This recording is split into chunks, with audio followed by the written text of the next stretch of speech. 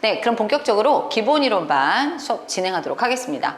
자, 앞서 제가 이제 오리엔테이션을 통해서 간단하게 이런 걸 배울 것이다 라고 말씀드렸는데, 여러분들 지금 자료가 나갔어요. 기본 이론반 관련해서 자료가 나갔으니까 그 자료들 활용법, 그 다음에 또 내용들 간단하게 보도록 해보겠습니다.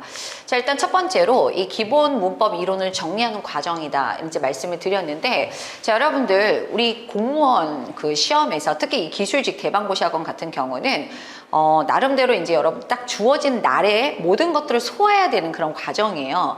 그러다 보니까 여러 가지 또 여러분들 마음속에 공무원 수험을 하는 친구들을 보니까, 주변 지인들을 보니까 뭐 이런저런 특강을 하더라, 이런 얘기를 들으셨을 거예요. 그러다 보니까 아까 앞서 말씀드렸던 정규 과정만으로 이게 충분할까 이런 생각을 하실 수가 있습니다. 근데 여러분들이 그런 걱정을 좀 넣어두셔도 되는 게, 일단은 기본 이론반 과정이 이제 우리가 좀 3개월 과정이에요. 기술직 같은 경우는. 그래서 여타 이제 다른 어떤 그 일반 행정직하고 비교했었을 때 이 강의 시간 자체가 조금 이렇게 좀 짧게 배정이 좀 되는 편이거든요. 그래서 보통 이제 8시간에서 더 특강 이런 식으로 해갖고, 그런 식으로 보통 다른 일반 공무원은 2달 과정인데, 기술직 공무원은 딱 6타임 정도씩 이제 우리가 일주일에 소화를 하게 돼 있어요. 그러다 보니까 요 과정은 이제 우리가 3개월 과정으로 좀 여유롭게 좀 이렇게 진행을 하고요. 그 다음에 이제 심화 과정도 마찬가지로 3개월 이렇게 진행을 하는데, 그러다 보면은 나중에 조금 여력이 생기는 그런 또 시간들이 있습니다.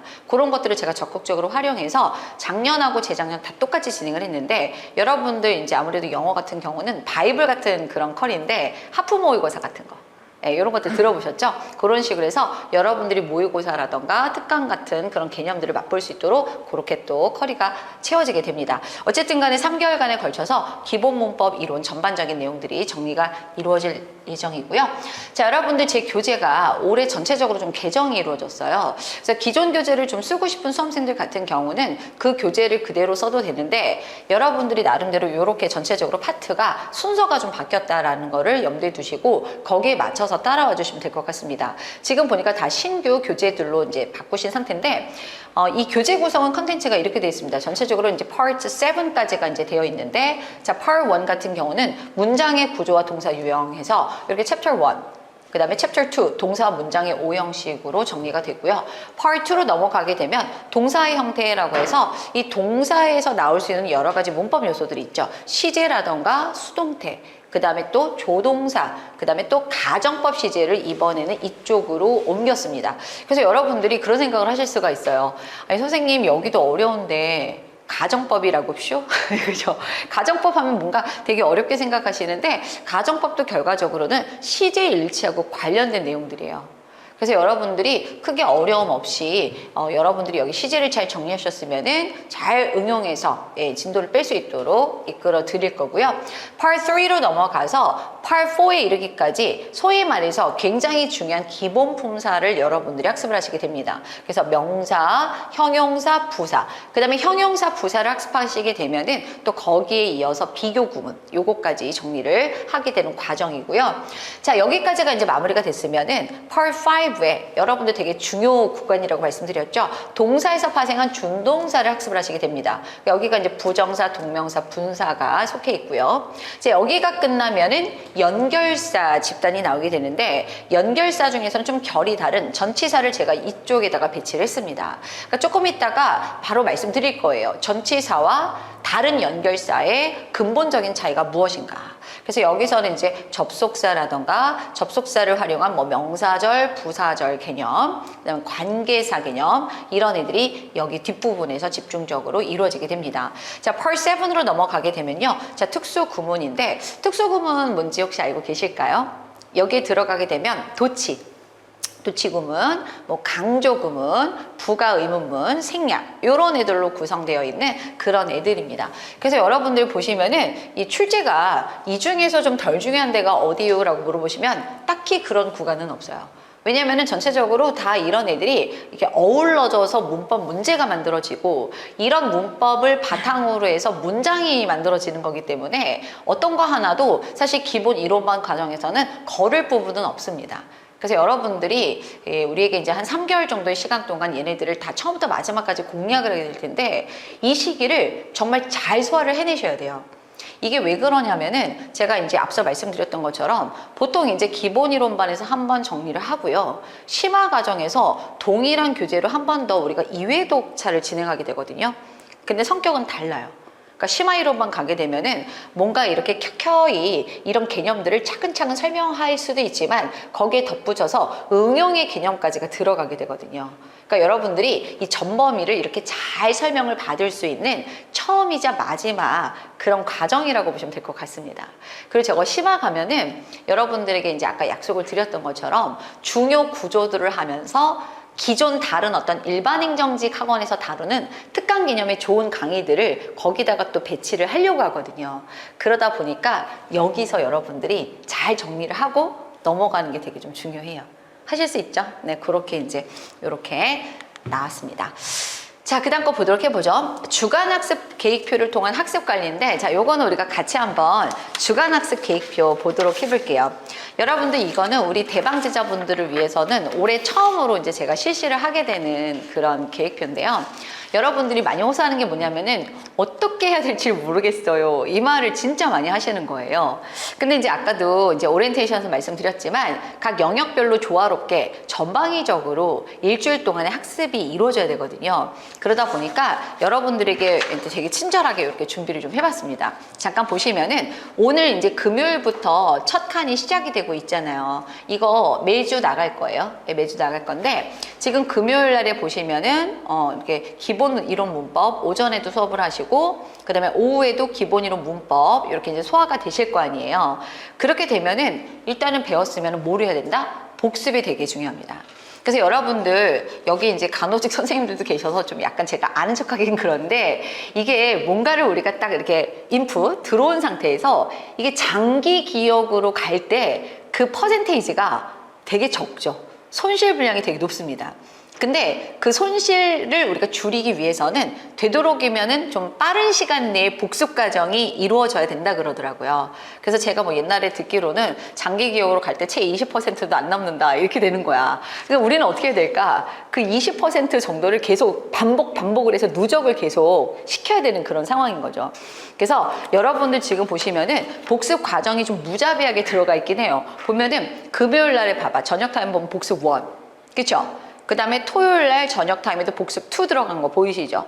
그 다음에 주말쯤에 이건 저의 바람인 거죠. 복습 1하고 2를 한 번에 이제 또 한번 전체적으로 볼 수 있는 기회. 그 다음에 그 라인에서 쭉 오른쪽으로 끝까지 가볼게요. 자, 목요일 날에 한 번 더 나오죠. 복습 1, 2. 그러니까 여러분들에게 제가 말하는 건 뭐냐면 이거대로 하라는 게 아니야. 그러니까 이거는 진짜 말 그대로 샘플이에요. 샘플이니까 여러분들이 나는 복습 1, 2 합친 거는 한 번만 해도 돼. 그럼 한 번만 넣으시는 거죠. 그리고 복습 1, 복습 2 이렇게 제가 분량을 나눠드렸지만 나는 하루에 다 볼 수 있어. 그럼 복습 1, 2 과정을 전체적으로 몇 번만? 2번만 넣어주신다던가. 그러니까 이건 말 그대로 표준인 거예요. 그러니까 그건 여러분들이 유동적으로. 그리고 이런 분들 있죠. 선생님 저 저녁 시간에 다른 거 해야 돼요. 그럼 밤에 하면 되지. 뭔지 알겠죠? 그러니까 시간대 배치도 여러분들이 적절하게. 하지만 이 정도는 여러분들이 소화해 주시는 것을 저는 권한다. 이렇게 봐주시면 되겠습니다. 그리고 너무 친절하잖아요. 그 밑에 보세요. 체크리스트 보면은 거기 보면 필수 개념 정리. 이런 거 정리하셔라. 이렇게 말씀드렸죠. 나눠서. 그 다음에 심지어는 암기 구간까지 페이지까지 설정을 해드렸습니다. 그러니까 여러분들이 이제 굉장히 제가 구체적으로 넣어드리고 있기 때문에 적어도 기본 심화 과정에서는 이게 계속 나가거든요. 그러니까 여러분들이 요거대로만 열심히 해주시면 사실 좀 되게 공부하기가 좀 수월해질 수 있겠죠. 그 다음에 이제 어휘를 잠깐 볼게요. 어휘 같은 경우도 복화 암기 이렇게 보시면은 그 일요일부터 잠깐 볼게요. 일요일날 보시면은 오전 타임에 A가 있고, 그쵸? 저녁 시간에 B가 있고, 밤에 주무시기 전에 C가 있어요. 그러면 여러분들이 이거를 어떻게 활용하느냐? 일단은 이런 거예요. 선생님 저는 진짜로 노베이스예요. 예를 들자면 중앙 영단어랑 같이 결합을 해야 돼. 그럼 최소한 이 ABC 중에서 2번 정도는 세션을 빼는 거예요. 그러니까 예를 들자면 오전 타임에는 중앙 영단어 혼자서 이제 공부하는 거 그걸 하셔도 좋고, 그 다음에 B 정도 되면은 일단은 우리 다음 주 차주차의 시험 보는 OETS를 전략적으로 나눠서 이제 공부를 하시는 거죠. 근데 좀 더 욕심이 있으신 분들 있죠. 선생님 제가 기초 정도는 아니고요. 이 정도 기본 어휘도 괜찮게 소화를 하고 있어요. 그럼 욕심 있으신 분들은 뭐 하면 될까? 파트 2에 있는, 그죠? 미라클 복합 파트 2에 있는 그 공무원 어휘 있죠. 데이 1부터 데이 60까지. 그거를 한번 우리는 심화 과정부터 그거를 본격적으로 시험을 볼 거지만 그 전에 여러분들이 표제 단어 위주로라도 한 번씩 정리를 하는 거죠. 그러니까 여러분들이 공부는요, 시간이 남았다라고 해서 어머 이만큼인데 시간이 남았네, 좀 쉬어볼까? 이러면 안 되는 거예요. 그 시간도 여러분들이 적정하게 휴식을 하면서 남는 시간이 있다면 이런 식으로 적극적으로 어휘 암기에 쏟아 부어주시면 됩니다. 그래서 이것도 마찬가지예요. 일단 제가 일요일부터 다음 주 목요일까지 이렇게 ABC 구간을 다 넣어드렸지만 이것도 여러분들이 어떻게 하면 될까? 선택해 주시는 거예요. 난 하루에 2번만 해도 돼. 그죠? 난 하루에 1번만 해도 돼. 그리고 나는 5일 중에서 3일만 건너뛰면서 지금은 해도 될 것 같아. 무슨 말인지 아시죠? 그러니까 그런 식으로 해서 여러분들이 이 시간표를 여러분들만의 주간 학습 계획표로 만들어 주시면 되겠습니다. 이거는 말 그대로 가이드라인만 잡아드리는 거니까요. 그렇게 해서 정리 부탁을 좀 드릴게요. 그리고 거기 이제 말씀드린 것처럼 이 어휘 암기 시간 같은 거라던가 그 다음에 기본서에 나와 있는 중요 내용들 암기할 때 있잖아요. 짜투리 시간 활용하는 거 저는 반대하진 않습니다. 근데 짜투리 시간은 플러스 알파인 것이지 그게 메인이 돼서는 안 돼요. 초반에는. 그러니까 무슨 뜻이냐면 여러분들이 조금 집중을 해서 예를 들자면 선생님 저는요 온전하게 어휘만을 암기할 수 있는 시간이 너무 바쁘다 보니까 40분 정도만 낼 수 있을 것 같아요. 그럼 40분 동안은 온전히 그것만 앉아가지고 앉은 자리에서 집중해서 암기하는 시간이 필요합니다. 그리고 너무 길게 잡으시면 안 돼요. 거기도 끝에 나왔지만 1에서 1.5를 제가 추천해드리고 1.5시간을 넘어가면 오히려 암기가 인풋이 되지는 않습니다. 오히려 튕겨 나갑니다. 그러니까 요거를 그래서 세션을 나눠드린 거예요. 이해가 되셨죠? 그렇게 해서 요거를 잘 봐주시면 되겠습니다. 자, 그 다음에 이제 어휘 암기 연습과 테스트 이제 진행이 되는데 여러분들에게 이제 먼저 미리 말씀을 드릴게요. 여러분들 이제 파트 1 시험 보는 거 알고 계시죠? 예. 파트 1인데, 아이고, 이게 좀, 분필이. 자, 보시죠. Part 1에 대해서 거기 보면은 기본 1500 어휘거든요. 근데 1500 어휘를 어떻게 할 것이냐? 오실 때마다 200개씩 칠 거예요. 오실 때마다 200개씩.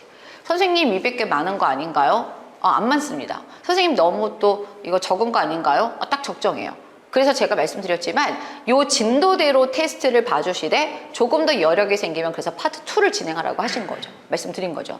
그래서 여러분들 오리엔테이션 요거 잠깐 볼까요? 예, 여기 기본 이론반 오리엔테이션 이 용지를 잠깐 보시면은 자 거기 보면은 문법은 뭐 전범의 기본 문법 이론하고 어휘는 미라클 복합 파트 1 뭐 공무원 기본어인데 올 때마다 200개씩이다. 그래서 테스트는 어떻게 되냐면은 랜덤형이에요.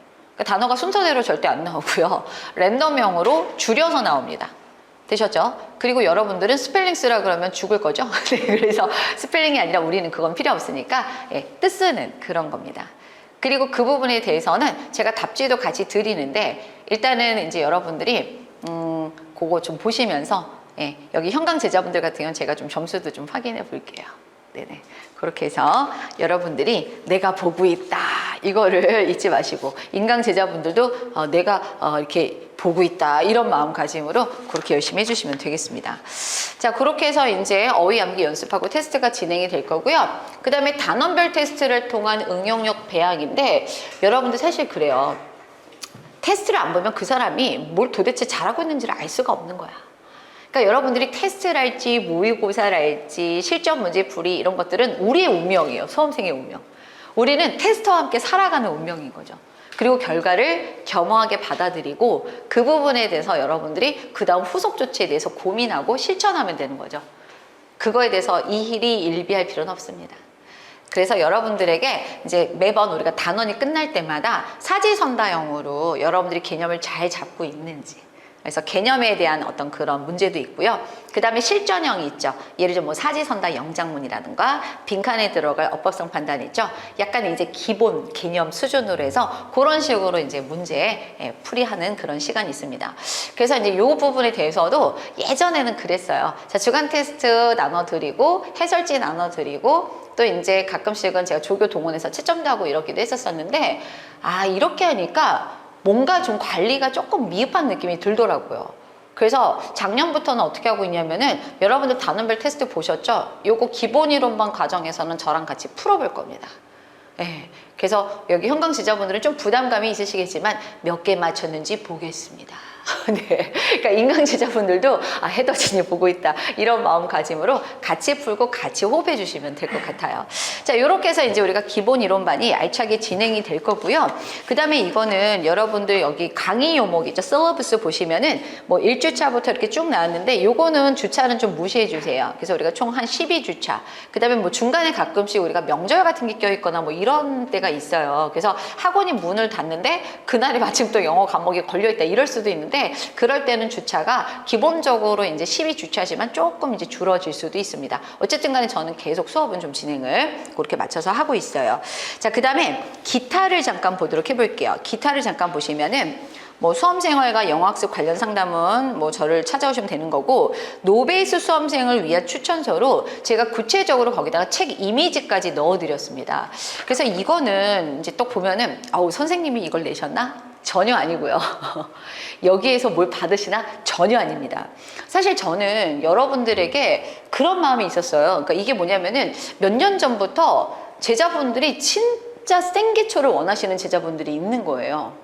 근데 생기초 분들은 이런 개념 설명 하나하나가 다 어렵습니다, 사실은. 우리말로 하더라도.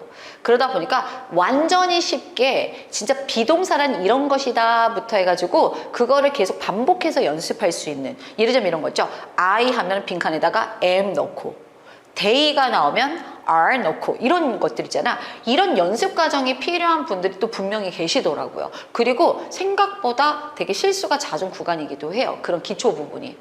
그래서 그런 교재를 찾다가 제가 이제 유레카하고 찾은 교재예요, 사실은. 그래서 교보문고 갔다가 그래가지고 이거 괜찮아가지고 좀 권해갖고 했는데 몇 년 동안 이제 이렇게 하시는 거 보고 봐드리기도 했는데 내가 아예 찍어서 무료로 배포하면 어떨까 이런 생각이 들더라고. 그래서 사실은 이제 요걸 한번 타진을 해봤어요. 그랬더니 출판사가 잘 버는 출판사인데 탐욕스럽더라고. 욕심이 많아.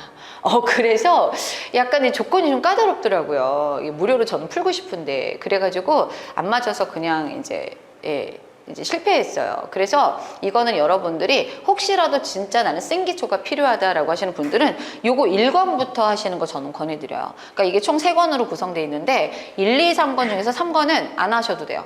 그건 난도가 좀 있고 1권, 2권 정도 소화해 주시고 그거에 대해서 또 질문 주시면 제가 또 답변을 드리도록 하겠습니다. 자, 이렇게 해서 기본 이론반까지 해서 오리엔테이션 마무리가 됐고요. 자, 올해 개정이 되면서 이렇게 헤더진 영어, 미라클 문법 이렇게 이제 교재가 나왔습니다. 교재 예쁘다고들 많이 하시더라고요. 그래서 이제 이건 제가 의도한 바는 아니고요. 디자이너 분께서 이렇게 또 예쁘게 잘 꾸며 주셨습니다. 자, 그러면 본격적으로 한번 가보도록 해보죠. 챕터 1, 문장의 구성과 종류 보도록 해볼게요. 여러분들 문장의 구성과 종류 타이틀 옆에 grammar map 있는 거 보이세요? grammar map. 그래서 매 단원마다 그 단원에 대해서 여러분들이 한눈에 볼 수 있는 중요 요소들을 이렇게 이제 맵 형식으로 넣었습니다. 그래서 왼쪽에 보시면 팔품사가 있고요. 오른쪽 하단에 보니까 문장 성분 그림이 있네요. 자, 요거를 제가 그대로 옮겨 보겠습니다. 화면 보시죠. 자, 요렇게. 그래서 일단 팔품사가 나왔는데 여러분들 일단 제가 그 말씀 드릴게요. 선생님, 제가 지금 팔품사 공부할 때인가요? 문장 성분? 저 이런 거 다 잘해요. 뭐 이렇게 하실 수가 있는데 여러분들 헤더진이 설명하는 건 좀 다릅니다.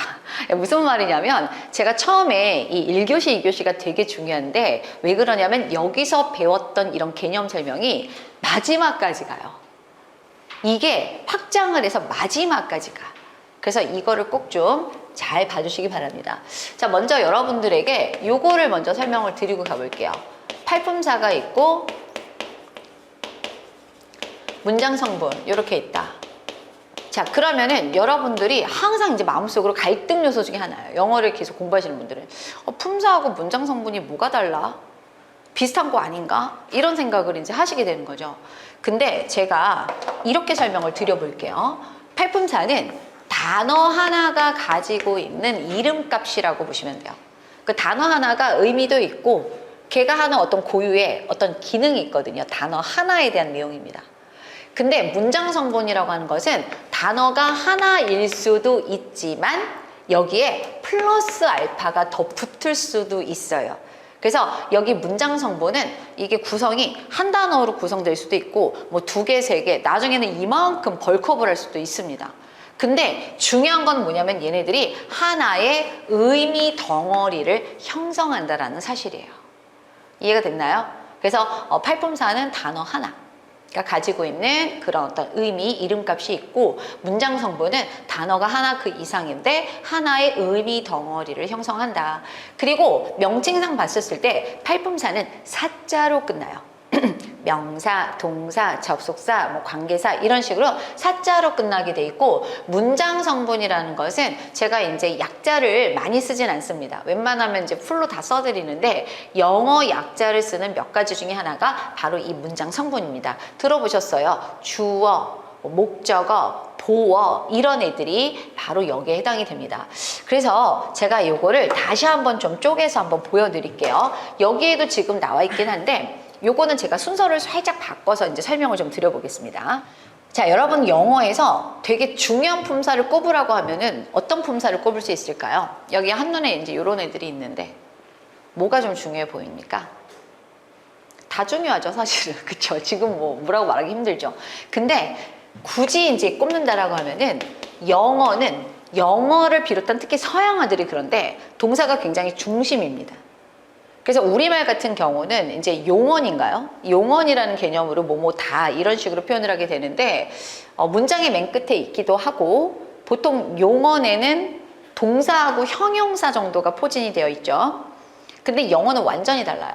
영어는 완전히 달라서 동사가 있는데 이 동사 자체가 variation, 변형이 굉장히 심하게 이루어집니다. 따라서 시제도 굉장히 다양해지죠. 이게 이제 우리말하고의 큰 차이예요. 그러다 보니까 이 동사가 보통 문장이 쫙 펼쳐졌을 때 굳이 따지자면은 뭐 이렇게 맨 앞은 아니고 맨 뒤도 아니고 가운데쯤에 있다. 이렇게 봐주시면 되는 거죠. 그래서 그 동사, 동작이나 상태를 나타내는 표현이 되게 중요하고 그 다음 단계가 되게 중요합니다. 제가 쓰는 거 보세요.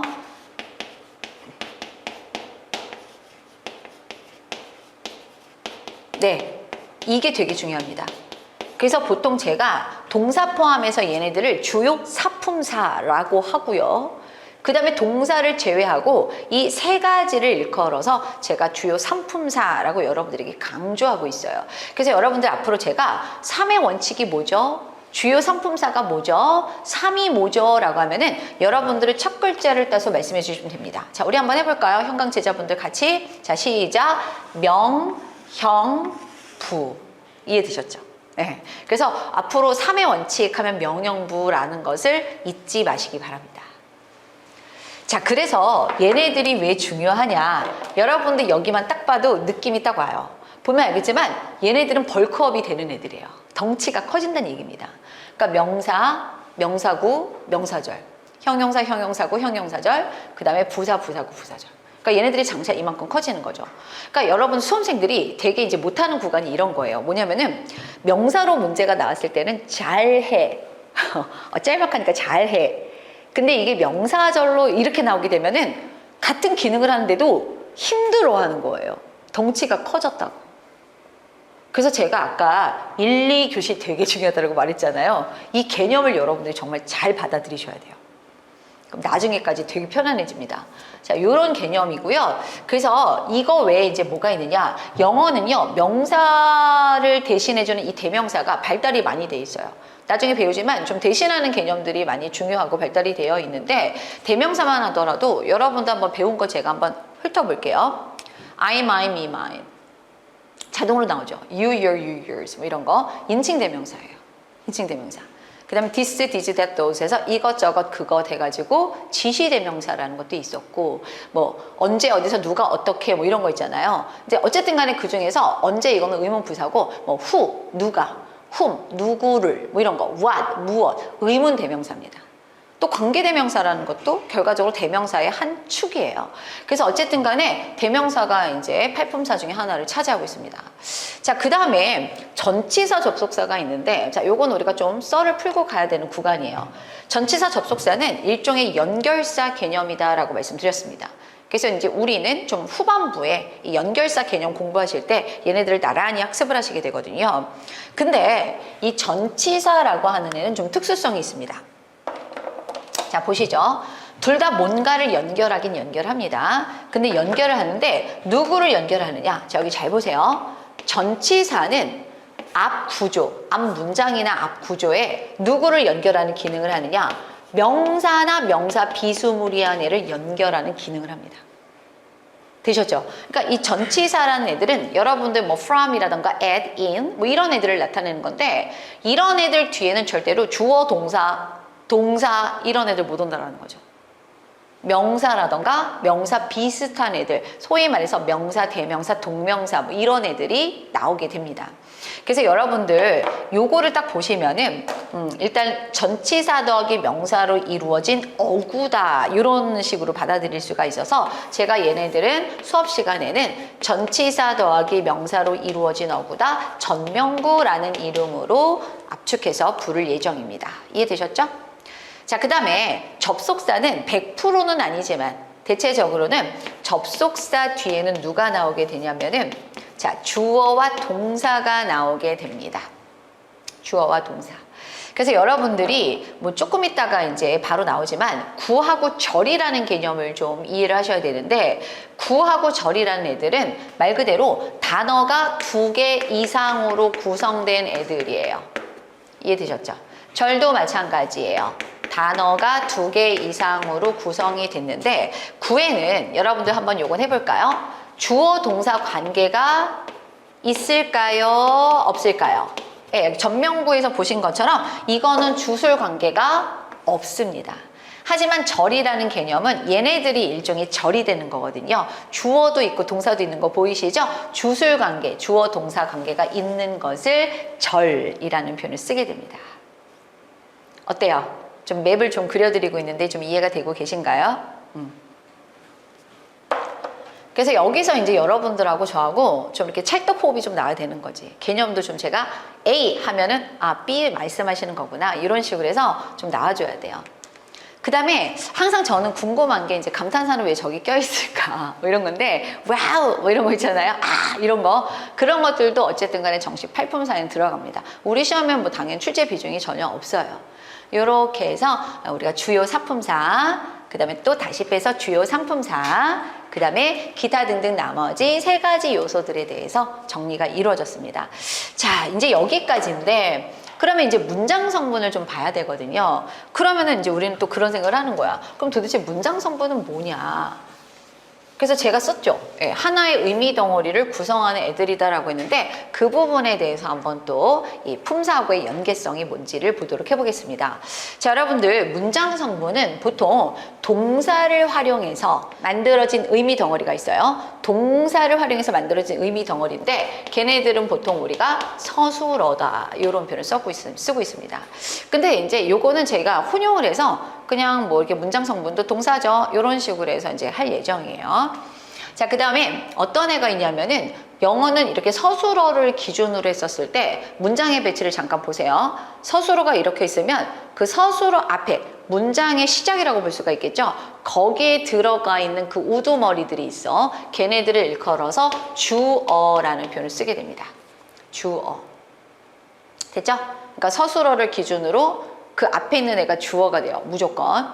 자, 그 다음에 서술어를 기준으로 해서 서술어 뒤에 또 딸려오는 그런 문장 성분들이 있겠죠. 그 중에 하나가 뭔지는 조금 이따 말씀드릴게요. 목적어라는 애가 있고 보어라는 애가 있습니다. 그래서 이 4개가 주요 문장 성분이 되는 거죠. 많지 않죠? 그 다음에 이제 수식어가 좀 있긴 해요. 그래서 modifier라고 하는 수식어인데 말 그대로 여러분 수식어는 꾸며준다는 얘기인데 여러분 한번 여쭤볼게요. 제가 오늘은 이렇게 이제 차분하게 이렇게 했는데 다음 주에 좀 나는 좀 약간 튀고 싶은 마음이 드네. 여기다가 꽃 하나 달고 온 거예요. 네. 그쵸? 뭔가 수식을 한 거죠. 네, 그런 역할을 하는 거죠. 근데 여러분 보세요. 제가 이렇게 있거나 꽃을 달거나 안 달거나 헤더진의 본질은 바뀌지 않죠. 그러니까 무슨 뜻이냐면 수식어구라는 것은 말 그대로 있어도 좋지만 사실은 없어도 되는 애들이 대부분이라는 거죠. 그러니까 주요 문장 성분에서는 사실 요 4가지 정도를 많이 말씀을 좀 드리고 있습니다. 그리고 말씀드렸던 것처럼 제가 이제 아무 때나 다 영어 약자를 쓰진 않는데 문장 성분은 편의상 약자를 쓰고 있어요. 그래서 서술어는 동사에서 파생한 V라는 표현을 제가 주로 쓰고 있습니다. verb. 그 다음에 주어는 subject의 약자인 s를 쓰고 있고 목적어는 O 쓰고 있어요. object, 목적. 그 다음에 보어는 보충해준다. complement 개념이거든요. complement. 그래서 C를 쓰고 있습니다. 그러니까 modifier는 M인데 뭐 그런 걸 쓸 일은 없으니까 이 정도로 해서 여러분들이 정리해 주시면 되겠어요. 자, 요거 외에 제가 또 이제 잘 쓰는, 즐겨 쓰는 그 약자가 누구냐면은 여러분들 영어는 계속 하다 보면은 동사 원형이란 개념이 정말 많이 나옵니다. 그래서 동사 원형은 보통 V라고 쓰시는 분들도 있는데 그거는 본동사하고 약간 혼동이 올 수 있는 그 여지가 있어서 저는 항상 루트의 뿌리죠. 동사 원형의 약자인 R을 쓰고 있어요. 그래서 동사 원형이고 여기서 또 투부정사하면 투 더하기 동사 원형이고 그 다음에 동명사 같은 애들은 동사 원형 ing 이런 식으로 씁니다. 그래서 몇몇 교재들은 또 보니까 이거를 투 더하기 V, 뭐 VING 이렇게 썼는데 사실은 그거는 좀 정확하진 않은 개념이에요. 그래서 저는 이렇게 해서 여러분들에게 약자로 전달해드리고 있으니까 참고하시면 되겠습니다. 자, 그러면은 여러분들 이제 팔품사 문장 성분은 개념은 잡았는데 얘네들이 도대체 무슨 상관관계가 있느냐 그게 굉장히 중요합니다. 그래서 여러분들이 요거를 왔다 갔다 할 줄 알아야 진정으로 이 개념을 이해하신 거예요. 자, 무슨 말인지 보도록 해보죠. 여러분들 지금 주어, 동사, 보어, 목적어가 나왔는데 이 중에서 가장 압도적으로 많이 보이는 애를 좀 찾아볼까요? 누구죠? 품사 중에서? 명사예요. 명사. 뭐 이리저리 다 들어가 있죠. 동사는 동사 역할을 하는 거고. 그래서 여러분들 여기서 한번 정리해 볼게요. 명사라고 하는 애는요. 문장 전체에서 이 역할을 해주고 있습니다. 자, 간단하게 보죠. 여러분들 이렇게요.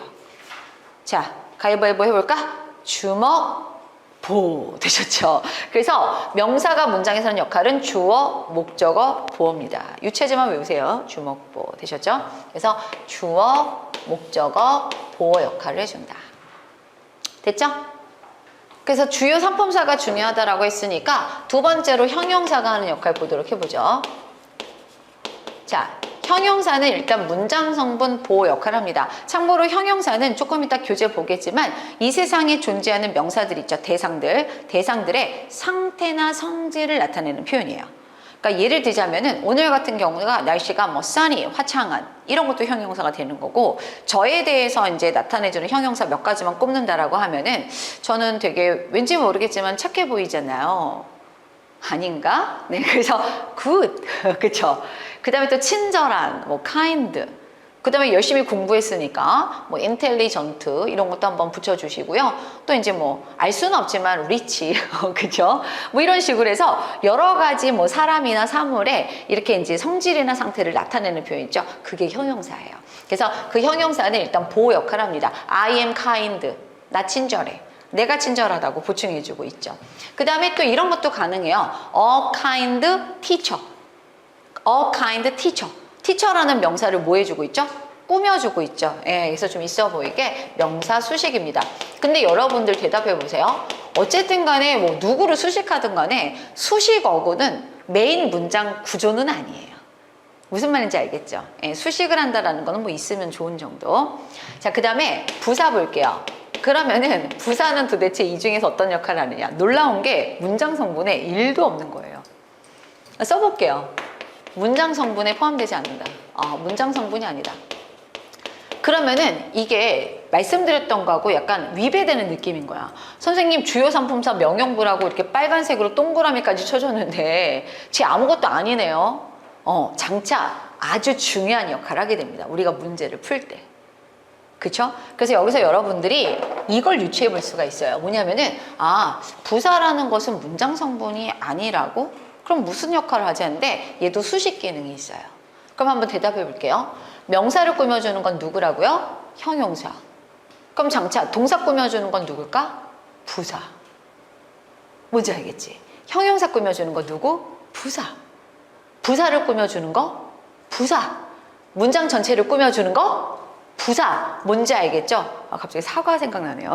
근데 어쨌든 간에 명사를 꾸며주는 건 형용사지만 기타 등등 나머지를 꾸며주는 거는 누구다? 부사다. 근데 부사는 문장 성분에 포함되지 않는다. 이 말인 즉슨 자 여러분 한번 대답해 보죠. 문장이 이렇게 쫙 펼쳐진 거예요. 근데 이만큼이 부사 덩어리예요. 그러면 그 부사를 뺀 나머지 문장을 우리가 봤었을 때 걔는 완전한 구조일까요? 불완전한 구조일까요? 완전한 절이에요. 말했잖아. 부사는 문장 성분이 아니야. 있어도 그만 없어도 그만 이 정도라고. 그래서 이 부사 덩어리를 걷어낸 나머지 절은 완전한 절이 남아있다. 이게 여러분들 앞으로 수험 생활에 계속 여러분들의 등딱 껌딱지처럼 계속 붙어 다닐 개념이에요. 이해가 됐나요? 완전한 절이냐 불완전한 절이냐. 그래서 지금 우리가 나중에 잘하기 위해서 지금 빌드업을 막 열심히 하고 있는 거예요. 자, 이렇게 해서 이제 팔품사와 문장 성분의 상관관계 이렇게 설명을 드렸습니다. 그러니까 제가 이 개념을 잘 잡으라고 하는 게 뭐냐면 제가 이제 수업 진행하다가 이런 얘기를 할 거예요. 뭐라고 하냐면은 여러분 지금 여기에 주어가 있고 이 동사가 오형식 불완전 타동사 cause가 나왔네요. 자, cause 다음에 명사 목적어가 나왔죠. 그 다음에 동사 비스무리한 투부정사가 나왔는데 이때 투부정사가 cause와 호응하는 목적격 보호로서 올바른 구조입니다. 나 우리말만 있어요 지금. 근데 어때요?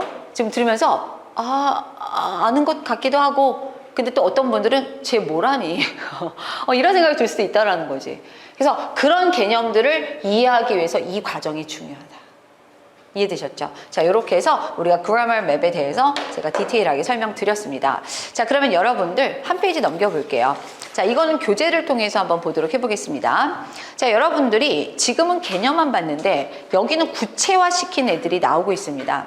그래서 팔품사 보시면은 명사부터 마지막에 접속사까지 쭈루룩 나와 있고요. 걔네들이 하는 역할이랄지 대표적인 그런 단어들이 거기에 나와 있어요. 해당 단어들이.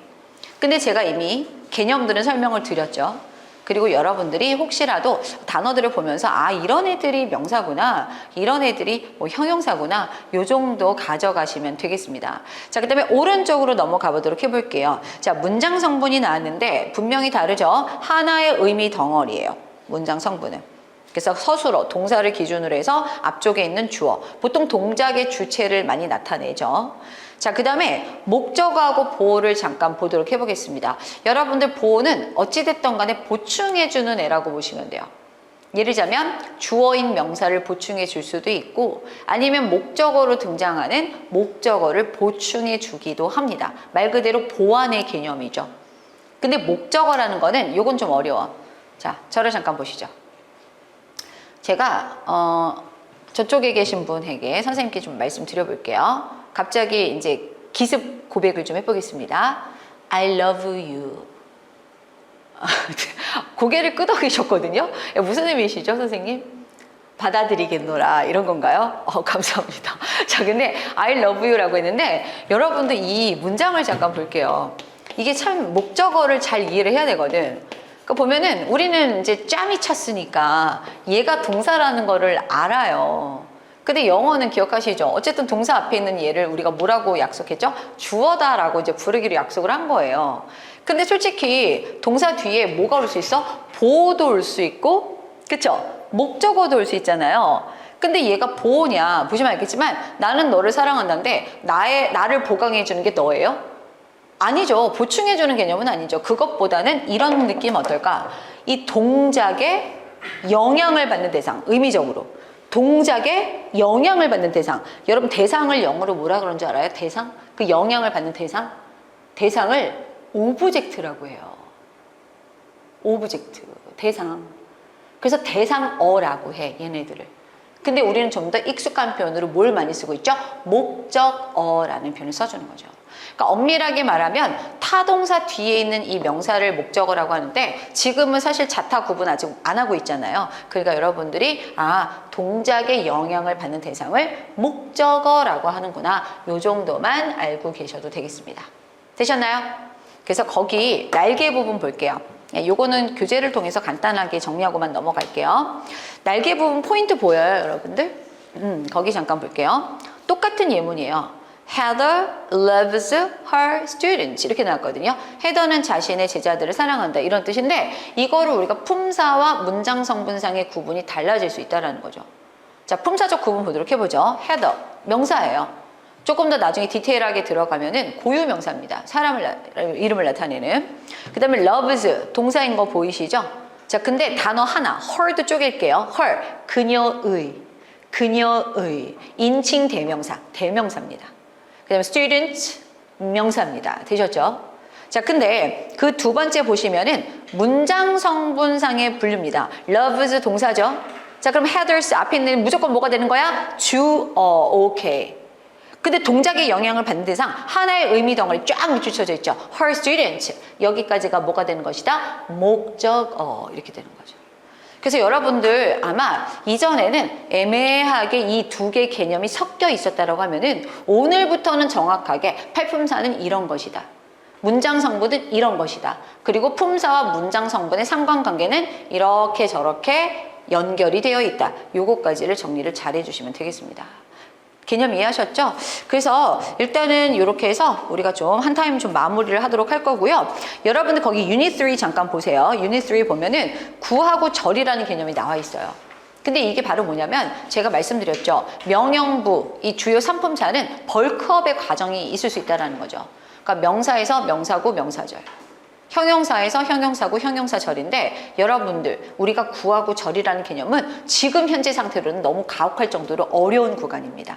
그래서 이 부분은 제가 전체 스킵할 예정이에요. 왜? 뒤에 가서 얘네들 중에서 따로 나와 챕터가. 그때 가서 하셔도 늦지 않습니다. 그 대신에 자 뒤로 쭉 한번 넘겨볼게요. 자, 거기 보면은 20페이지 잠깐 보도록 해보죠. 자, 문장의 종류가 나와 있는데 이 구간도 사실은 여러분들이 무시하시면 안 돼요. 특히 이제 노베이스 수험생들 같은 경우는 또 실수를 많이 하시더라고요. 이런 구간들. 그래서 요거만 간단하게 하고 이번 타임 좀 마무리하도록 하겠습니다. 여러분들 빠르게 볼게요. 평서문 아시죠? 영어는 주어 나오고 동사 나오고 평서문. 그래서 이제 예문 보시다시피 뭐 이런 예문들이 바로 평서문입니다. 평서문에는 긍정문이 있고 부정문 요 정도가 있어요. 자, 그 다음에 의문문은 동사가 어떤 종류냐에 따라서 이렇게 의문문이 좀 달라져요. 그래서 이제 비동사가 들어간 의문문 있죠. am, is, was, were 이런 애들은 주어하고 be만 바꿔주시면 의문문이고요. 비동사 외에 일반 동사 있죠. 일반 동사는 적절하게 do, does, did 의미는 없습니다. 얘를 먼저 빼주시고 주어 다음에 실제 그 동사의 원형을 써주시면 이게 바로 의문문이죠. Do you like me? 뭐 이런 거.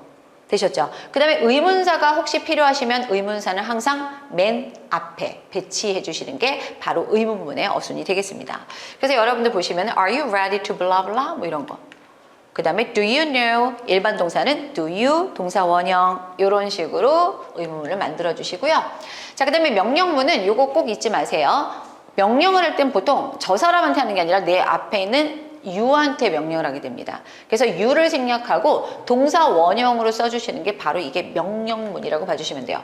Be quiet, 조용히 하세요. Let me tell you, blah blah. 내가 당신에게 말하게 해주세요. 이런 식으로 해서 주어 you가 생략된 문장이다. 그 다음에 부정명령문 같은 경우는 don't 이런 거 동사 원형 앞에 붙여주시면 되겠습니다. 그러니까 판단하지 마세요. 이런 식으로 never 써주셔도 괜찮습니다. 자, 그 다음 감탄문인데 요거는 여러분들 그냥 나중에 조금 요 관련된 내용 나올 때 설명을 드리겠지만 감탄문은 이런 어순으로 진행을 합니다. 그러니까 만약에 명사가 있다라고 하면은 what a 혁명 주동의 어순으로 명사가 없다 그러면은 how 형 주동 이런 식으로 해서 얼마나 뭐뭐 할지 이런 느낌으로 써주는 표현이에요. 우리 시험에서는 비중은 거의 없습니다. 그래서 이 정도만 하고 넘어가도록 하고요. 자, 그 다음에 기원문 보도록 해보죠. 기원문은 조동사 may를 활용한 구문입니다. 그래서 여러분들 또 웃긴 게 뭐냐면 may가 또 생략이 가끔 돼요.